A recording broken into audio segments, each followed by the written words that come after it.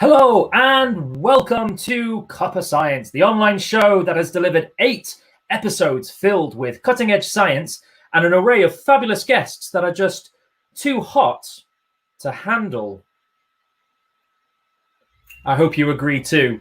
I am your host, Phil Bell-Young, and in today's show, we are taking an investigative look into the government's response to COVID-19 with medical consultant and University of Warwick lecturer, Dr Andrew Stein. Plus, we are also joined by special guest, Dr Emma Yhnell from Cardiff University, who will be discussing a recent court case about Huntington's disease. It's going to be medical, ethical, but is it a dilemma? We'll find out later. And as always, we will be finishing tonight's show with a questions round from you, our wonderful audience. Speaking of our wonderful audience, we are also giving 2 lucky viewers a chance to win some official Pint of Science merch, including a pint glass and a t-shirt. Stay tuned to the end of the show to find out how to win. But before any of that, just once again, welcome to our show from wherever you are in the world. Please stay in touch with us throughout the entire show by using the comment section beneath this live video. Let us know where in the world you're tuning in from, if you have any questions for either of our guests tonight, or even what biscuits you've chosen to go with tonight. Speaking of biscuits, we do actually have a third guest tonight. Back by popular demand, it's biscuit correspondent Bailey's the Bunny. Here we go. Oh, it's going to make the jump. Executed the landing, but you forgot the biscuits. Come on, Bailey. More from Bailey later on in the show, so stay tuned for that. Finally, you can also stay in touch with us using the Twitter handle @Pint of Science or using the hashtag Cuppa Science. Feel free to tweet us any pictures of your pets that might be joining you tonight. Anyway, it's that time of night where we grab a cuppa, don't forget the biscuit, and let's get started. Our featured guest tonight is a classic embodiment of the phrase to wear many different hats. Here's the name of few. He is a consultant in renal and general medicine at the University Hospital of Coventry and Warwickshire NHS Trust, an honorary clinical lecturer in medicine at the University of Warwick, director of the Coventry and Rugby Clinical Commissioning Group, and is a successful co-author of multiple award-winning books. Most recently, he has been involved in producing an app called COVID-19 Team, which provides guidance on caring for COVID-19 patients for junior doctors and nurses. Ladies and gentlemen, without further delay, please raise your cuppa for Dr. Andrew Stein. Hello and good evening, everybody, wherever you are, in the UK or abroad. My name's Andy Stein. Thank you for that introduction.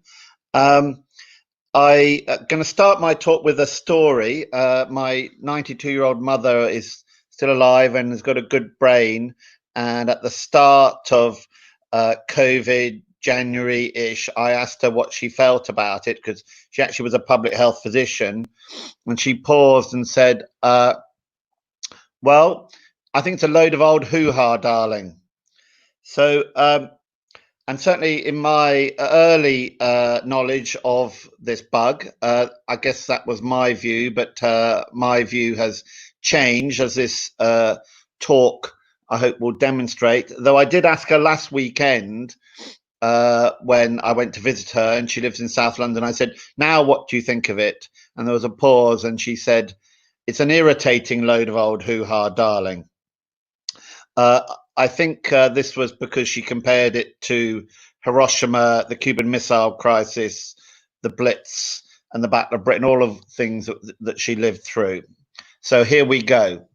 COVID-19 is a nasty bug. I think we all know that. As you know, it's a virus. Viruses have no treatment. There's no current vaccine. There may be one next year, who knows? And its management is complicated, and it's not really just a medical problem. In fact, it's a public health and societal problem, and you probably need a few more things than just some potatoes to sort it out. So where did the NHS start? Well, I haven't got time to go through the whole of the history of the NHS and public health medicine, but most of you will be familiar with the guy on the left, Beveridge, on the right, Bevan. These were ministers in the Attlee government post-war. But the ideas for the National Health Service really came from that national coalition government that we had during the war. But we walk on the shoulders of giants, and remember that Lloyd George in 1911 passed an important act which really led to the first GPs having a so-called panel of patients, and that was in 1911. And really, the NHS has evolved from 1911, in fact, from way before that. So how did it start? Well, it started with a so-called tripartite system, and in some ways it was doomed to both succeed and fail from the start. It amalgamated about 400 so-called municipal hospitals and about 40 voluntary hospitals, and these were largely the private teaching hospitals.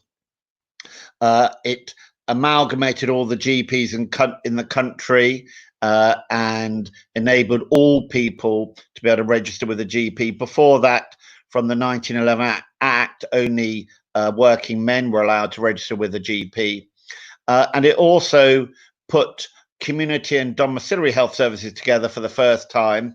But importantly, public health remained with the local government. And we'll come back to that. Sorry, there's two R's. It's government. So public health, what is it? Well, public health in some people's minds, I think they think it's a sort of namby-pamby, pinky, lefty altruism thing, and it isn't really. In fact, it's the most powerful tool in healthcare. Its origins go back to the Poor Laws. In fact, the origins of the health service go back to the Poor Laws in 1601. I haven't got time to go through everything. I've mentioned the 1911 Act, which is important, but I would stress that public health medicine is far more useful than any drugs I can give you. And most of the advances in healthcare have nothing to do with Western medicine. As the Irish medical student once said, you'll either get better or you won't. Anyway, so 1948, NHS formed, public health stayed in local government where it'd been since the Poor Laws. 1974 was an enlightened time. A glorious Labour government formed a three-tier system of administration with a middle tier called area, and public health was put into that in the NHS. And it stayed there on and off for a while. The last big change was 2013, the so-called Lansley reform, when it was put back into local government. In other words, a different ministry. At the same time, a national entity called Public Health England was created, as was NHS England. There was previously no NHS England, even though there were devolved NHSs in the three nations.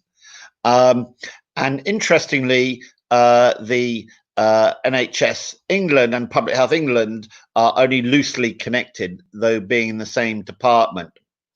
And interestingly also, NHS England have no public health physician on board. Also interestingly, we have nothing equivalent to the Australian Communicable Disease Network Australia. So I'm going to pass over this slide quite quickly just to show you this is the NHS as it was a couple of years ago. It's changed now. Hopefully you can see local public health here and underneath local authorities, and there's a dotted line there to Public Health England, and that's a very much a loose dotted line. So viral pandemics. Are they new? Well, no, they're not new at all. They were described in the Bible. There were 10 plagues in the Bible, as I'm sure you all know. And they've been affecting human beings ever since there have been records. And I just list some of the important viral pandemics on this slide. For the followers or the people knowledgeable about viruses, mad cow disease is not actually a virus, but it's something like a virus. And we've actually had Spanish flu twice, as you can see. We just gave it a different name.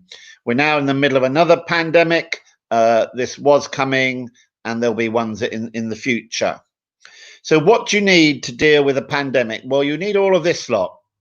And this talk is about public health, comparing our system to Australia's. And these are things you need. You need central government direction. You need an ability to have a multi-agency regional local response. You need the things in the region and locally to be coterminous. In other words, the same geographic area. It needs to be rapid and nimble, and the public need to do what they're told. And I think Brits are generally pretty good at doing what we're told. Has this worked in the UK compared to Australia? Well, no. And even if I'm known in my medical school as a hard marker, and I very rarely give it higher than a B. But I think if I was marking this as a medical student, I'd give ourselves a straight E and failure, because we have the third highest numbers of deaths in the world. Perhaps not the highest number of deaths per million population. I think Belgium wins the World League, but you can compare our population to Australia's. It's a comparable size population. It's a developed country, and their death rate has been nothing like ours. In fact, that it's a factor of about 125 different. Northern Ireland, within the three nations, the four nations, have done a lot better. Maybe we can come back to that later. So what's different about ourselves and Australia? Well, not a lot really. Australia's a bit hotter, slightly better food, slightly more likely to be eaten by a shark. In fact, I've worked in Australia and I have some knowledge of the public health system there. And one of my lasting memories was the very first patient I saw in an emergency department in 1990 had a card associated with the patient and it said SB, and I didn't know what that was. And of course, it meant spider bite. I'm absolutely terrified of spiders, so I turned the card over and there was a dead spider on the back, and I dropped the card, screamed and ran out, and I was teased forevermore as a Nancy Pom. Anyway, so that's my story of my first patient in Australia. So we're a developed country, they're a developed country, we're an island, they're an island, they're a lot bigger island than us. They've got a central government based in Canberra, ours is in London. We have devolved nations with governments with some power, but I think COVID has demonstrated they don't have enough power. And we have no devolved nation of England. They have federated states. For those of you knowledgeable about Australia also know there are actually two territories as well as the federated states. But most of the people live in these 6 federated states. And interestingly, even though they have a Ministry of Health, they have no such thing as the Australian Health Service.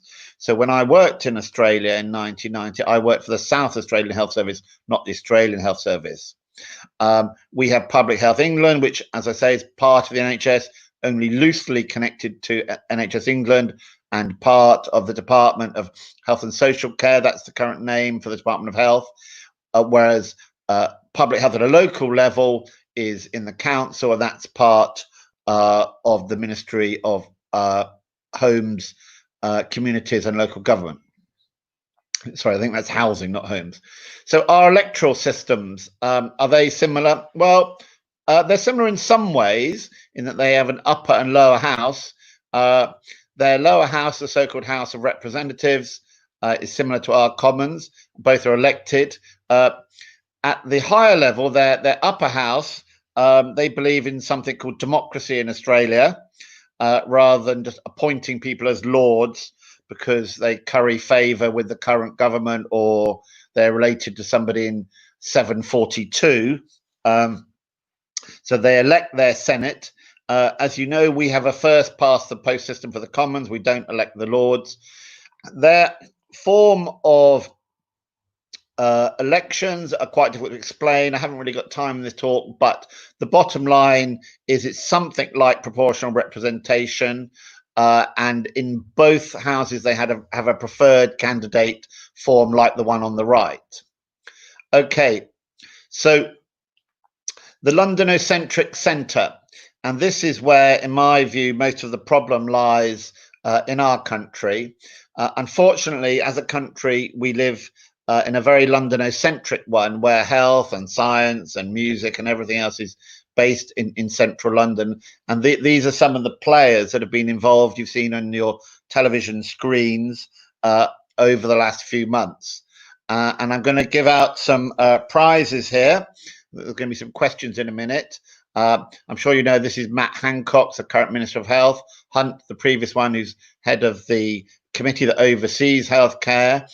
This is Steve Powis, who's I'm moving the cursor on my computer, and I have no idea whether you can see that. Anyway, I'm moving it to the guy with the glasses on the right of Mr. Hunt.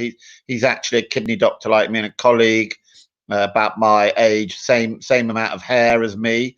And there's certainly a 10 for balding men in apart from this lady, in the people that have been sorting out COVID. This is Chris Whitty, who is a doctor and is the chief medical officer, and that is Stephen. I knew I'd forget somebody. Anyway, he's the chief executive of NHS England. Very important man. I'll come back to him. Right now, for £1,000 million, I'm going to ask you who these two people are. You can put that on the chat, and I'll just give you 5 seconds to do that, and then for another £100,000 million, we'll move on to the further questions on them. So, assuming that nobody's got this right, this is Joe Churchill, who's the Parliamentary Undersecretary for Health, who works with Matt Hancock and is an MP for what constituency? For what constituency? That is the second question. And just whilst you're putting the answer to the second question, interestingly, on the 11th of March, and remember the lockdown both here and in Australia was started on the 23rd of March. She was in the papers actually because she'd been having contact with Nadine Dorries, who's another health minister who actually got coronavirus, but she decided, even though she was the Minister for Public Health, not to self-isolate. Okay, now I'm sure you know who this person is now. It's Duncan Selby, the Chief Executive of Public Health England.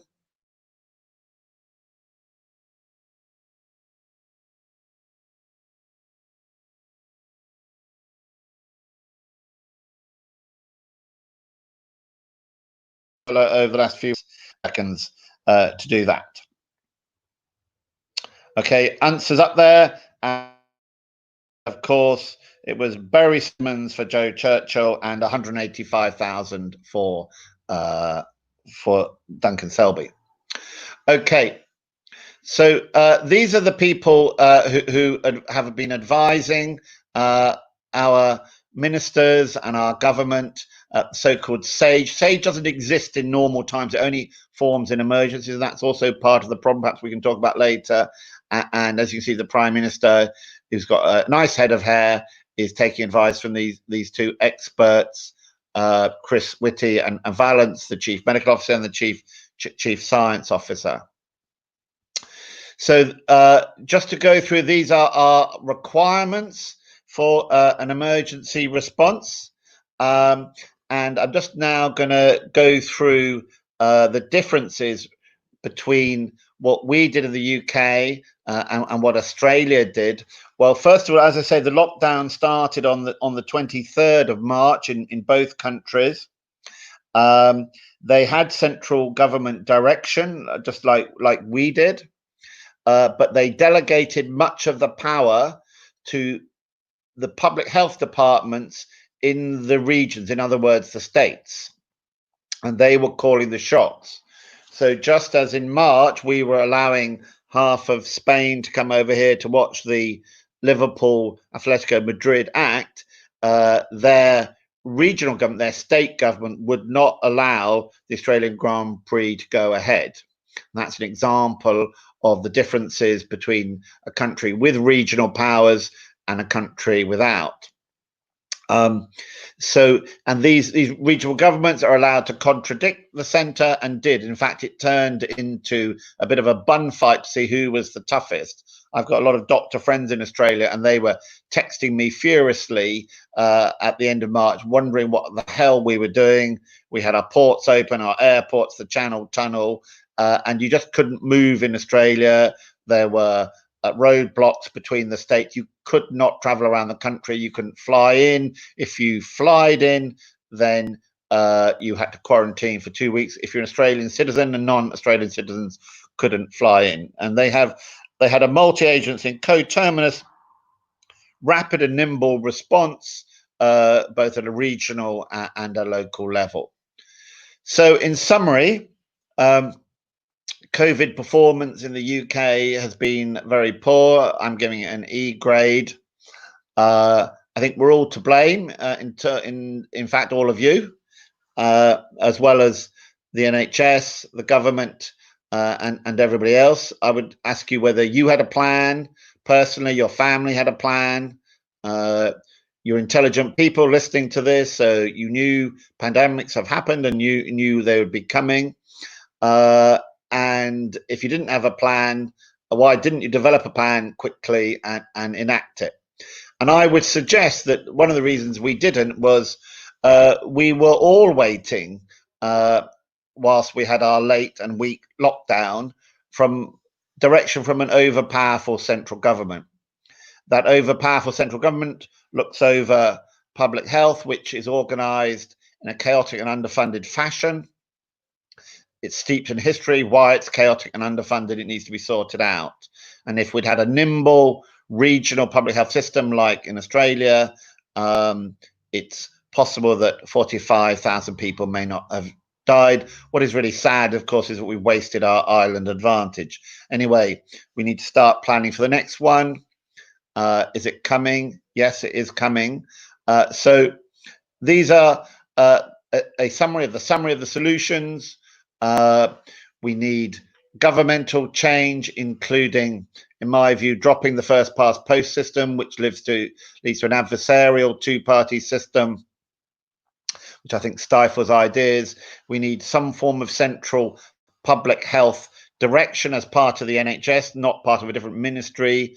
I think that social care should be incorporated into the NHS, and if necessary, we should pay more tax. We need regional governments and regional public health departments. And at a local level, the NHS needs to be coterminous with local government and the police. Is this possible? It's going to be very difficult. There are 100 counties, 43 police forces. Interestingly, there's a new thing called an STP. Simon Stevens, I remember his name. This is Simon Stevens' useful addition to the NHS England. He thought up an idea of creating a middle tier of administration called an STP, which interestingly is about the same size as Area, which existed in 1974. So we're reinventing the past. But what we need to do is, if we have STPs, and I think they should be about the size of 1 million people, we need to make all of these things coterminous. If we don't, we're all doomed, because the next virus is on its way. I think you could see from my history of viruses, I think viral pandemics are increasing in frequency, maybe partly because we're recognizing them quicker, but either way, we're lucky in some ways. My mum was right that it's a load of old hoo-ha. A disease with 1 to 2% mortality is not that bad. It is infectious, but not that infectious. Its R value is probably naturally in the 1 to 2 region. And there's nastier bugs around the cause. One of my favorites is the hantaviruses. You get outbreaks of this in Belgium. There's a nice irony about Belgium there. And it hasn't yet been seen in the UK. It's interesting from a kidney doctor's point of view because it can cause kidney failure. If hantavirus hit us and hit the world, in my opinion, it'd have the effect of a medium-sized asteroid and cause the collapse of human society. And that's what we need to be trying to prevent. And that is it. Thank you very much. Fantastic. Ladies and gentlemen, one more time, let's hear it for Dr. Andrew Stein. Thank you so much for that talk. I heard you talking about plans. I don't know if anyone else did this, but my pandemic survival plan was very much the same as my zombie apocalypse survival plan. So I was sort of prepared. If you have any questions at all for Dr. Andrew Stein, please write them in the comment section below. We're going to say bye for now to Dr. Andrew Stein. He will be back in approximately 5 to 10 minutes to answer all your questions. So bye for now, Andrew.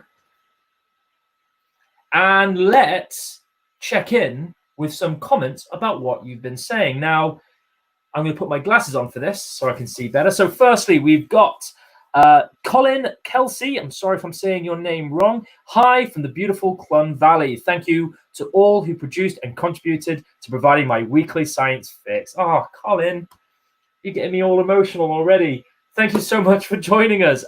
Heather Hanger. Hello, everyone from Nottingham. Looking forward to today's show. We're looking forward to having you here, Heather. Thank you so much for joining us.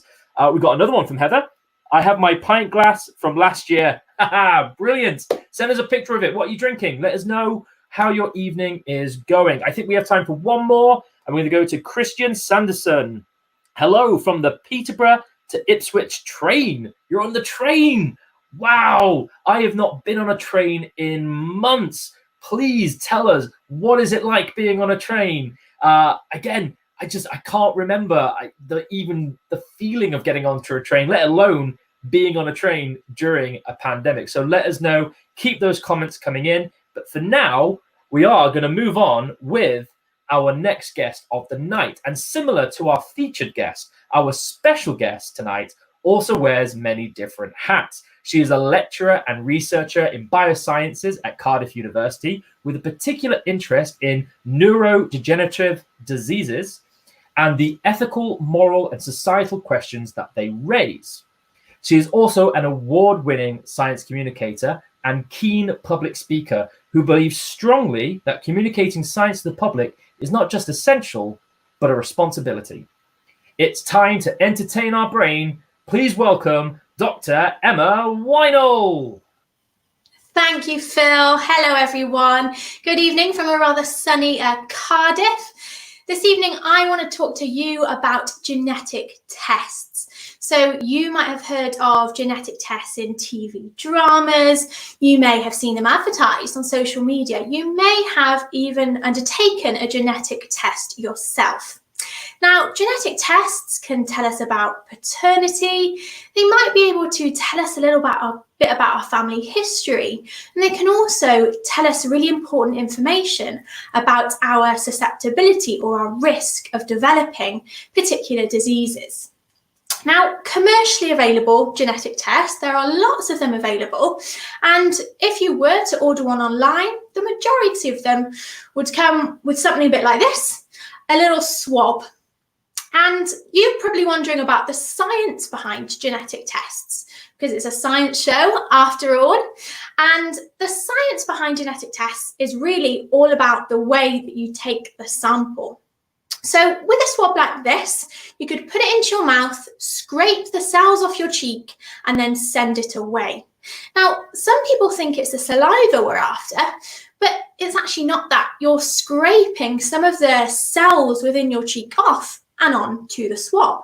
So I'm going to give this a little go because it'll be a bit of a laugh. So if we just go in here, go a little roll into the cheek. On that swab right now is all of the genetic information about me.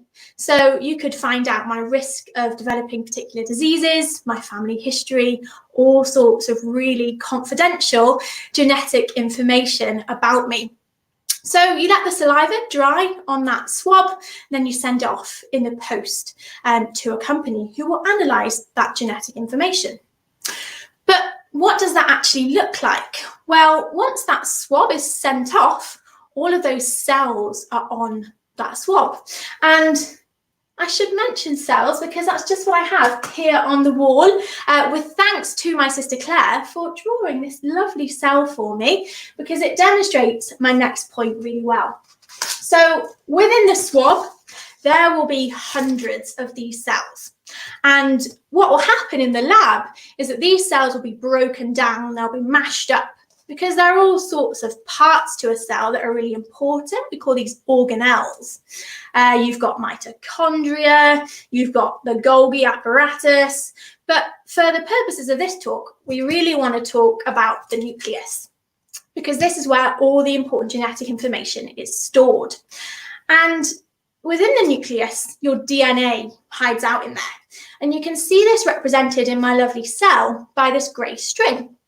Because in each cell, there's probably about 2 meters of DNA genetic information. So quite handily, this cell pulls out all of the genetic information. And it's this information that the genetic test is looking for. So cells are really munched up within the sample. Will it stay? Will it not? And that tells you all of your really important genetic information. But why is this relevant, and why did I want to talk to you about it this evening? So I have worked for a long time with people who have the condition Huntington's disease. Now, Huntington's disease is a really unique condition because it's a brain disease, and importantly for this, there is a genetic test available for it. So we know if somebody has a family history of Huntington's disease, they can have a genetic test that will reveal whether they have the gene that causes the condition as well. Now, genetic tests for diseases are a little bit different to the one that I just showed you an example of. Typically, they're blood tests, and they're administered with healthcare professionals, genetic counsellors, and they're very heavily regulated as well. But in terms of Huntington's disease, it's important to know that they will reveal whether somebody has the condition or not. And at the moment, Huntington's disease is fatal about 10 to 15 years after diagnosis, and there isn't any cure for it. The reason I'm interested in this and the genetic tests and the ethical dilemmas associated with Huntington's disease is because recently there was a really interesting legal case in the news. Now, this legal case, for me, really highlights a really tricky situation where medical professionals have to balance individual patient confidentiality versus the wider duty of care to the whole family. Now, this legal case was brought by somebody called ABC. She was given that code name to protect her identity. Now, ABC brought this legal challenge against 3 NHS trusts, because she said that she wasn't told that her father had the gene for Huntington's disease. She argued that she should have been told that information, and that would have changed her life choices. Now, it's further complicated somewhat by the fact that ABC's father was convicted of manslaughter for killing ABC's mother. This is when the clinical team started to suspect that there might be something underlying neurologically, and Huntington's disease was suggested. ABC was offered a genetic test for Huntington's disease. He said that he would want to take that test, and the result was positive. It was at this stage the medical team sought consent from the man to tell his children, who were at a 50% risk of developing Huntington's disease, passing on that gene to them. Now, the man specifically said, no, you cannot tell that information to my daughters. They asked for that permission, but he explicitly said he did not want them to know. Therefore, his individual patient confidentiality was maintained. That information was not disclosed. ABC became pregnant and had a child. Because of the hereditary nature of Huntington's disease, ABC had the genetic test, and she was found to be positive for the gene for Huntington's disease, which means her child is also at a 50% risk of developing Huntington's disease. Now, it's a really interesting legal dilemma, and it was back in 2015 ABC brought this case to the European courts, and it was in 2015 it was thrown out. But back in 2017, it was overturned by the Court of Appeal. And they said that there was a legal basis for this.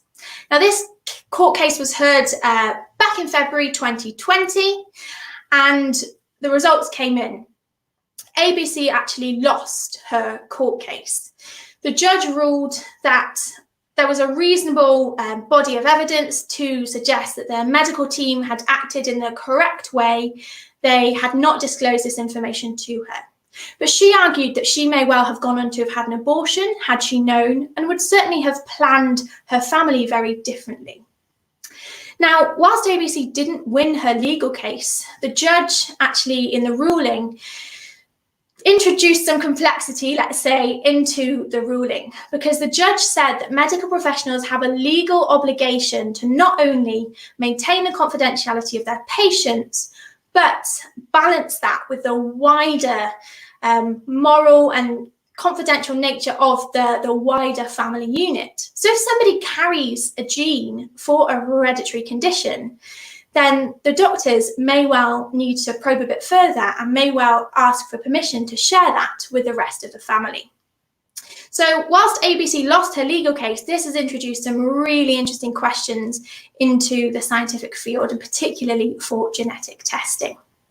If you do want to find more about Huntington's disease, you can visit the Huntington's Disease Association website, or HD Buzz is another fantastic resource that summarises all the fantastic Huntington's disease research that's going on to try and help people and families that are living with the condition. So there's my interesting ethical dilemma for you. Have a little think about what you would want and how would you react in that situation. And I'll be happy to take any of your questions. Thank you. Once again, please raise the roof for Dr. Emma Yhnell. Thank you so much for that, Emma. And I know you've also sent us some links to this court case. So we're actually going to put those in the comments at some point, hopefully in the next few minutes, and onto Twitter if people do want to read more into this. It's absolutely fascinating. Obviously, you do a lot of SciComm work and you do a lot of public engagement work. Is all of it mostly based on your sort of your research expertise, or do you kind of just bioscience is broad? Yeah, so I like to do a bit of both, probably. So the main reason that I got involved kind of in the public engagement work for Huntington's disease specifically, because a lot of our patients were coming in saying that not many people knew about the condition. So anything that I can do to help with that, to increase awareness and understanding, is really important. And also just to get people thinking, because we could all be in this situation potentially, but not even know about it. We might be thrown into a situation which presents this ethical, moral dilemma. So the more kind of information you can have, I think the better. And really quickly, obviously some of our audience might have questions for you. They might want to find out more about any upcoming events or anything else that you might be doing over the next few months. We're not going to put your Twitter handle and your website potentially, if not your website up now, then we'll definitely be posting it into the comments section later. So I do recommend going to check out. Do you have anything coming up soon? Anything you'd like to tell us about? Oh, there's lots of things. The Global Science Show continues through Twitter. But also I would just say, just to encourage discussion on these really important topics. Different people will have different views and opinions. And I think it's really important to acknowledge those and appreciate those. Even if you don't agree with them, it's really good to be aware of them. So those discussions are really important. And yeah, my Twitter handle, my website, drop me a line on there. Brilliant. We're going to bring up your handle one more time, but once again, we are going to tweet this information out so people can actually find out about the study that you've mentioned tonight, find out more about what you're doing, and also, as people are already saying, thank you so much, Emma, for coming on tonight. And we've even had one person who's clearly enthusiastic about the mitochondria. So once again, thank you so much for coming on to our show. We can't wait to see you again sometime in the future. We are going to say bye for now. So once again, ladies and gentlemen, please raise the roof, clap your hands, stamp your feet for Dr. Emma Yhnell. Fantastic. So just a quick reminder, Once again, we are hosting a competition today. If you want to take part in that, you will have to wait till the end of the show. What we're going to do quickly now is jump back into the comments, because we have been getting loads through. And I've been trying to keep my eye open for our train guy to see if he's back in. But we're getting loads of people. We're having hello from sunny London. I wish it was sunny in Hull. It's currently very overcast, and I feel like it might rain very soon. Hello from Manchester. Hello, Ruth. What is the weather like in Manchester? We're getting a lot of love for the bun cam. Lots of love for Bailey's. Too cute. I'm going to say that's about Bailey's. If it's about me, then I totally agree as well about that. Yes. Hello from Edinburgh. Leslie, nice to see you in our show again. I saw as well something that I think leads us nicely into our next part of the show. And here we go. Great talk. This is from Caroline Clark. Great talk. Shame we're all doomed unless we can change the political system, but 100% agree with the first step. Well, it's a great way to reintroduce our main featured guest tonight. So please welcome back into the room, Dr. Andrew Stern. Hello. Hello. Hello. How are you doing? I hope I'm not too stern. It's Stein or Stein, but Stern is fine. I'm very, very sorry. Okay. No problems.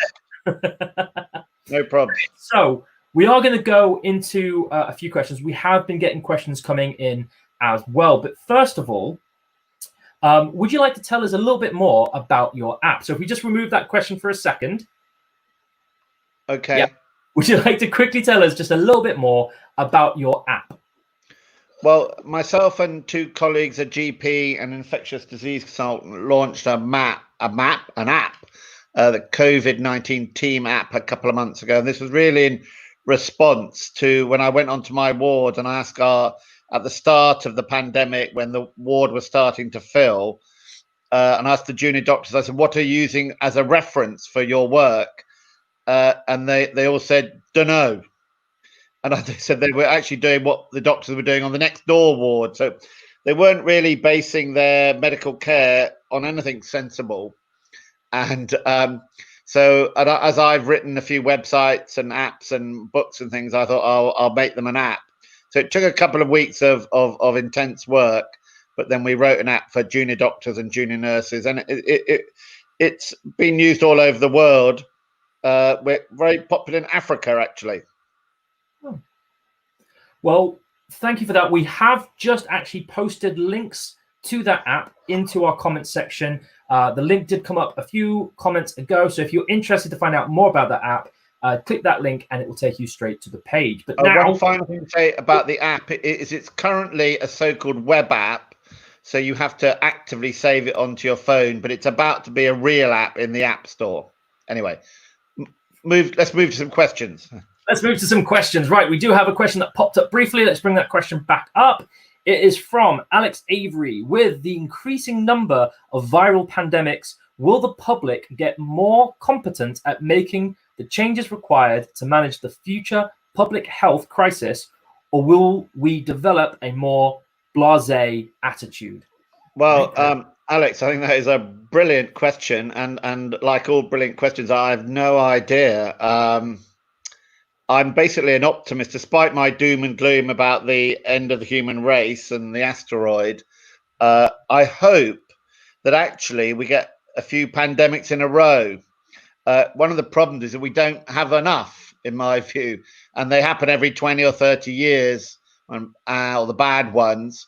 So time goes on and people start worrying about a nuclear accident or something like that, and don't look at things which are far more dangerous, in my opinion. I've always felt viral pandemics were far more dangerous than any nuclear attack or nuclear accident or climate change or whatever, but nobody ever believed me. But I think that I think now people do believe these are very serious events. I hope that the public learn, and I hope that we next time, and there will be a next time, we lock down before the government tells us to. When we start seeing trouble from the east, and they do tend to come from the east. If you looked at that slide of viral pandemics, a lot of them are from Asia and Southeast Asia in particular. I don't know why. Yeah, it's a worrying thing, and I guess all we can hope is that whether the government changes or whether our own personal behavior changes in the future, if anything does come up, hopefully there'll be a quicker response, regardless of who initiates it first. There is. I published a paper recently, which I forgot to tell you about, which looked at mortality in the UK in January and February before the pandemic hit, and it made the observation that actually this was a good year for not dying. In January, February, and most of March, our death rate as a country was significantly lower than expected, and it's now back to being significantly lower than expected. So I think that the public started to socially distance in January, long before the government told us to. So in response to that question, I think the public are more sensible than the government, and they see trouble and they change their behaviour. But I hope we do it a bit better next time. So let's jump into another question. Do we have another question ready? This is from Colin Kelsey. Once again, I apologize if I'm saying your last name wrong. Could Andy comment on the South Korean approach to dealing with COVID-19? They seem to have done well. Did they prepare better, or perhaps to have developed plans based upon expected previous events? Well, I think both. I think South Korea is a very. I almost had South Korea as a third country to compare to, because I think in some ways they're like Australia, maybe not quite as good as Australia. They have done very well. They're similar to us. They're a developed country, 51 million population compared to our 67.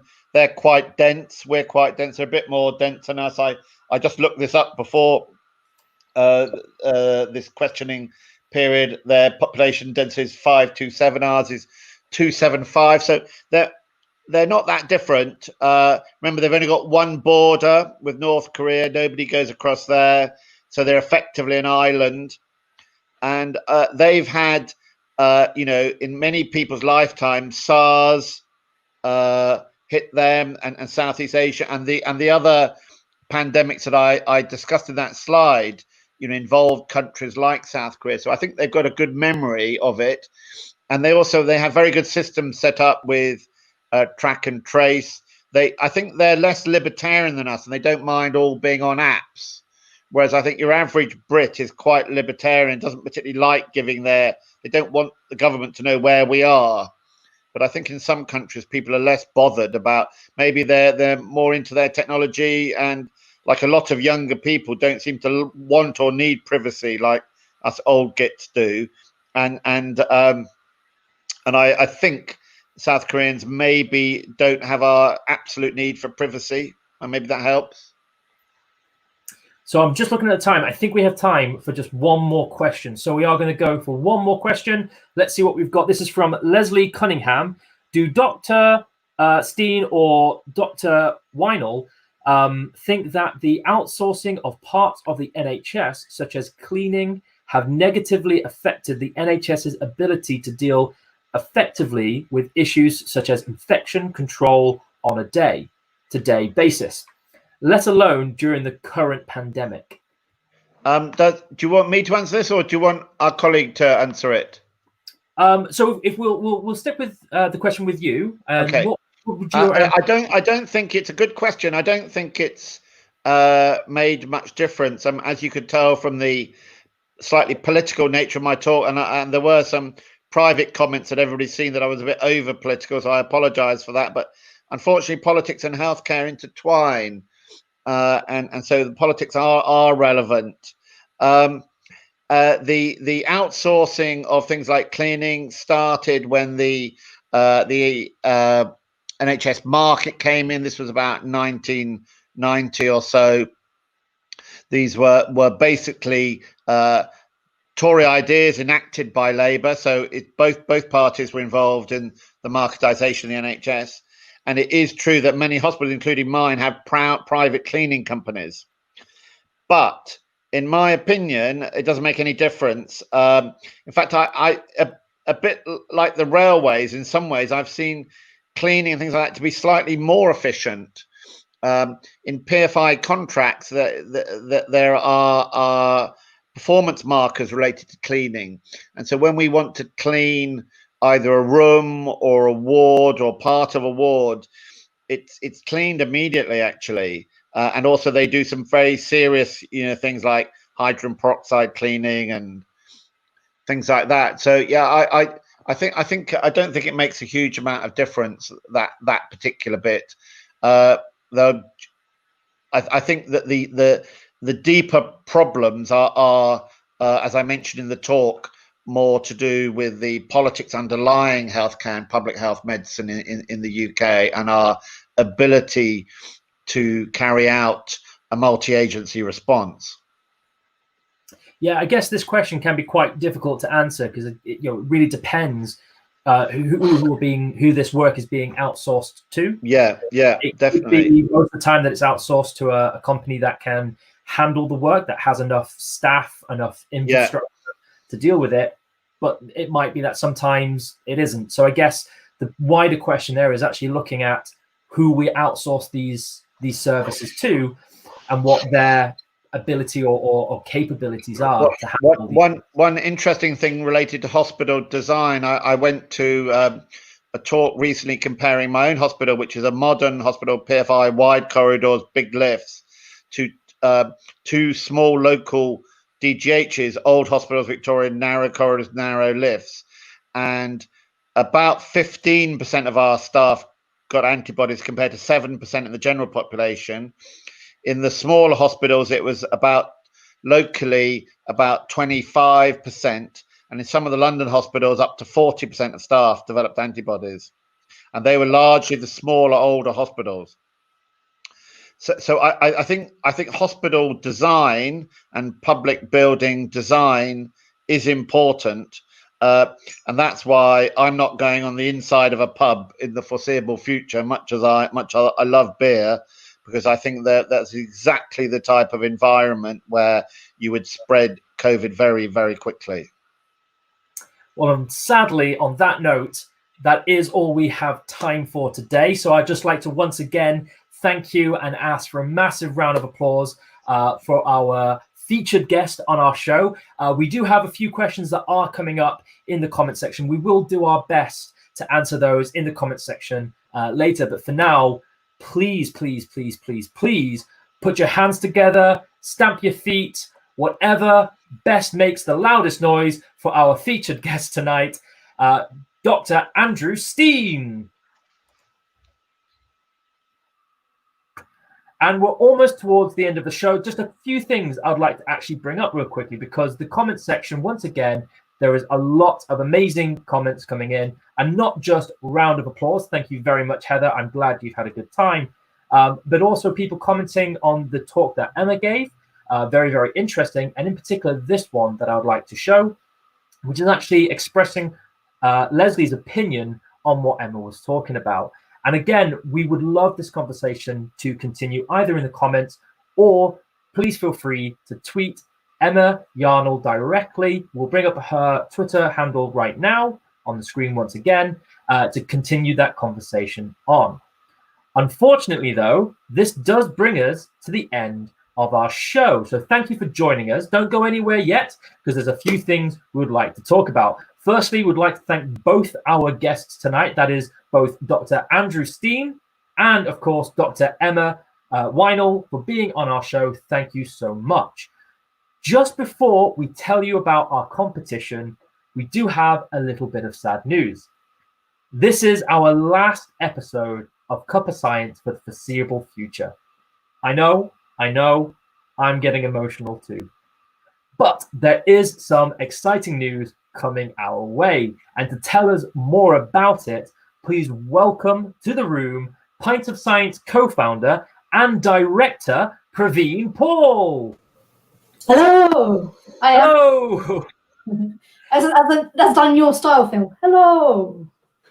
Oh, yes, I am very much a double waver. I've been told that on many occasions. So what is this exciting news that you have for us? Well, we will be well, sadly, I firstly have to say it was sad that we can't bring any Pint of Science events to you in person this year. But in September the 7th to 11th, we'll be bringing you some more live shows from teams around the country.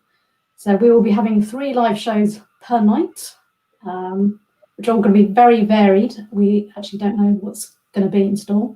And at the end of the week, we'll be having a live Pint of Science quiz, which will be very exciting. And there'll be prizes to be won there as well. Wow. So we're going to be very much looking forward to that. And the other countries that are involved in Pint of Science will also be doing some online content. And so it'll be very interesting. You'll be able to watch shows like this and some from our new countries such as Kenya and Argentina, who are due to run live events this year. They'll be moving their events to online. So it'll be interesting to see how the other countries do it. And also, I think it'd be great here in the UK just to see how other cities, we have like a large, some of you guys might not know this, but we have over 1,000 volunteers across the UK who are so dedicated to putting events like this on, and I'm quite excited to see what they come up with in terms of making a live event and showing the variety of stuff that happens in the UK, because it's pretty amazing. So I think my follow-up question to that would be, when is this happening, and where can we all find out when it's happening, or where it's happening, and all the links and everything else? So yeah, if you subscribe to our Pint of Science newsletter straight on our website, you'll get an email with more details.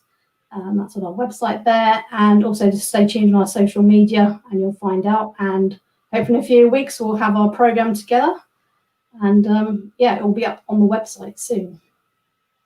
Fantastic. Well, thank you so much for coming on and telling us all about that. And again, just a big thank you from me and our whole Cuppa Science production team. Obviously, we've been able to do this because of you and your support and Pint of Science's support. So thank you so much, Praveen, for all your help throughout the whole 8 episodes. Yeah, so thanks to Phil and Michelle, who's in the background, for doing this, because they came up with the idea, the whole concept, and literally been just running this themselves. I don't really do much except just give you the password to access this. Well, we're going to leave it there. Thank you once again for coming on and telling us all about that. We're going to bring up the website link again now. And we're going to bring up our social media handle and any hashtags there. We will be tweeting after the show as well, so do follow us and check out the website. But for now, thank you once again. And ladies and gentlemen, Praveen Paul. Thank you. Bye. Right, so it is competition time. And to tell us all about our competition is yet another person who's not only integral to this show, but is also another wearer of many hats. Please welcome the Cuppa Science co-creator, director, producer, camerawoman, tech support, graphic designer, and of course, mother of bunnies, to list just a few, Michelle Kinnan. Hi, thank you for that amazing introduction, Phil. Yeah, so it's a very long. It is a long list. Yeah, I just want to say thank you first of all to everyone who has been watching Cuppa Science and has been getting involved. It's been brilliant interacting with you all, and I hope you've all enjoyed it as much as we have making the show. But more about how you can get involved and get entered into this prize draw. So we would love it if you could just fill in a short survey for us. It'll take you just 5 minutes max, and after which you can enter into prize draw and you can win yourself a Pint of Science 2020 glass. I think Phil has one here to show us. Yes, just here. I'll pass it through. You ready? Oh, yeah, please. Here we go. There we go. Very much. Very nice. And you can also get yourself a Pint of Science 2020 t-shirt. Here, Phil. Catch. Nice. Okay, that was a bit aggressive. There we go. Lovely. So the link for the survey will be posted in the comments below this videos. You can also find it on the Twitter page at Pint of Science. And yeah, we look forward to hearing your comments and hopefully see you all in September. Fantastic. Thank you so much. And just from me, Michelle, obviously, we both have been working so hard on this show, and it's amazing to think that, you know, we've made 8 episodes. You know, we've been doing this over weeks and months. I know we work a lot together already before the pandemic and before Cuppa Science, but just to say, it's been an absolute pleasure and honor to be working with you this whole time. And thank you for making this show such high quality that it is. Thank you for being the face of the show, so I don't have to be. Thank you once again, ladies and gentlemen, the mother of bunnies. It is Michelle Kinnan. And I don't know if we did it, but we're going to do it again. We're going to bring up Michelle's Twitter handle here now. Are we? Yes, there we go. So do feel free to go tweet Michelle if you've got any questions for her or any comments. It's just amazing. I mean, we're getting loads of amazing comments coming through. Lots of applauses. Thank you, Martin. Leslie again saying thank you all. It's been that was great. Long live Pint of Science. I totally agree. It is coming back. We cannot wait. We've got another massive thank you from Alex Avery. Thanks again to the whole team for bringing a good old science dump for the week. Good to the miss. Going to miss these. However, I am so down for the quiz. The quiz I am very much looking forward to as well. So that almost brings us to the end of our show. It's been truly amazing presenting these shows, and I've had so much fun doing it. And in fact, it's not just been the highlight of my week, but a lot of the time it's been the saving grace of my week, being knowing that I'm going to be able to come on here, speak to all of you, and meet some incredible people. There are so many people I would love to thank, so many people that have been involved, everyone at Pint of Science, everyone at the University of Hull, all the guests, and all of you, of course, but I'm not going to thank you. And that is because why would I when we can introduce Bailey's who can do it for us? Bailey's, take it.